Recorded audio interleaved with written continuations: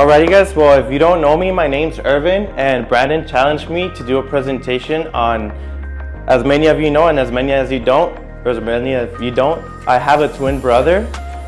So actually he's the one to my left. I'm standing in front of the screen, so he would be the one on the far edge of the TV screen. So Brandon challenged me to do a presentation, a training based on how having a twin is relevant to business, how I can tailor, my life experience of having an upbringing with a twin brother, how I can relate it to my experience at work and as a leader. My twin brother, his name is Carlos, and he's actually 2 minutes older. I don't remember on the one on the bottom which one I am and which one, but I think I'm the one on the same, left, and then he's on the right.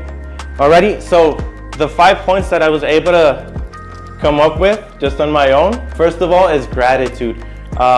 Ever since we started, this life journey together, my brother and I, we had to share everything together, from clothing, from in high school, we had to share a car together. We had to share thoughts, ideas, we had to share education, we had to share parenting, we had to share mother, father, we had to share my older sister, we had to share everything, literally everything, from the bedroom, from the restroom, you can imagine it all. So because of that, I think I don't have a problem sharing my thoughts and sharing my emotions.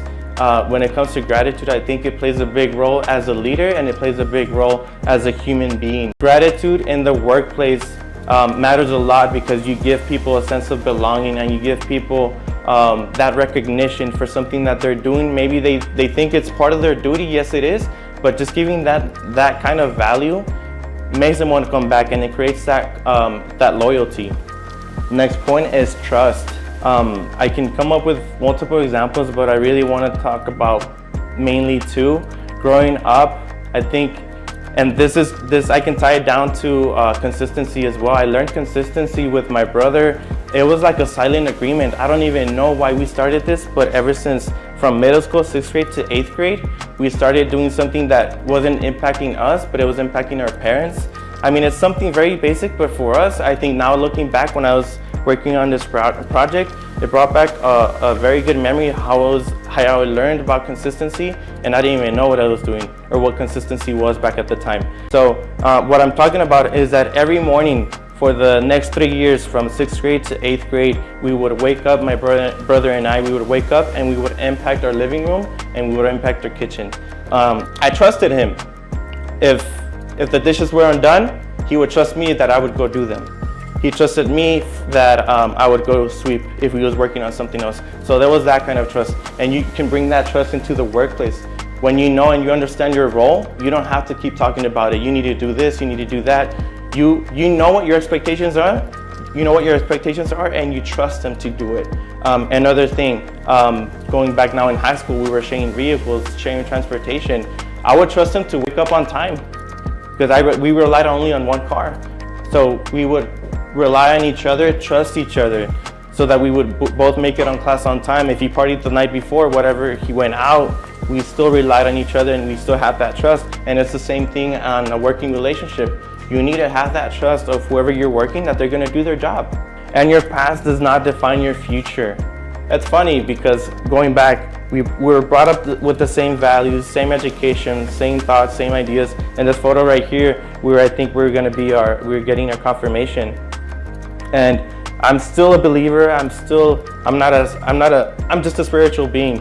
But just because you were brought up one way, just because you were told that you were, Brandon really always emphasizes this on me. You were told you were shy.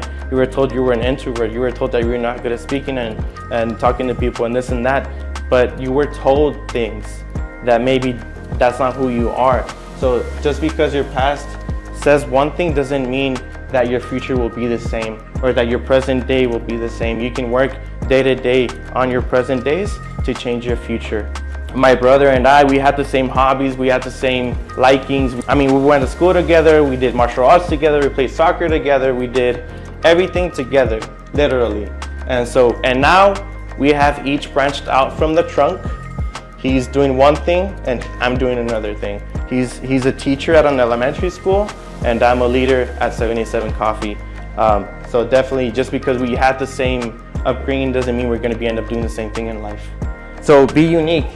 Going back to your past does not define your future. Be unique. We're both unique in the same way. What I mean by that is that we're both impacting, him as a teacher and I'm a leader at 787. We're both impacting the next leaders of America. But he's doing it a whole different way, at a whole different level and degree. I'm doing it I'm doing it through coffee and he's doing it through education. So very, very different. He has his own unique style. He has to develop different techniques, different leadership styles to be able to communicate to little kids from, I think he works with 4th grade. And I have to develop my communication styles to work with 19-year-olds and up. But definitely that is the challenge, being unique in your own leadership style and developing your own ways of developing a team. And then love, but just because we don't share the same values anymore, just because we don't share the same path in life and journey, doesn't mean that we have to split our emotions from each other. I still love my brother, and when you part ways with a coworker or in a working relationship, you value the person for the human that they are and for that value that they brought during the time that they were here. And so during the time that I was always with my brother, I value that time. I still cherish those moments. And same thing with a working relationship. They're out to pursue their own dreams and aspirations, and continue to love them, continue to wish them well, continue to make sure that we never desire wrong upon anybody. So just continue to love who you have now and continue to love who you don't have anymore.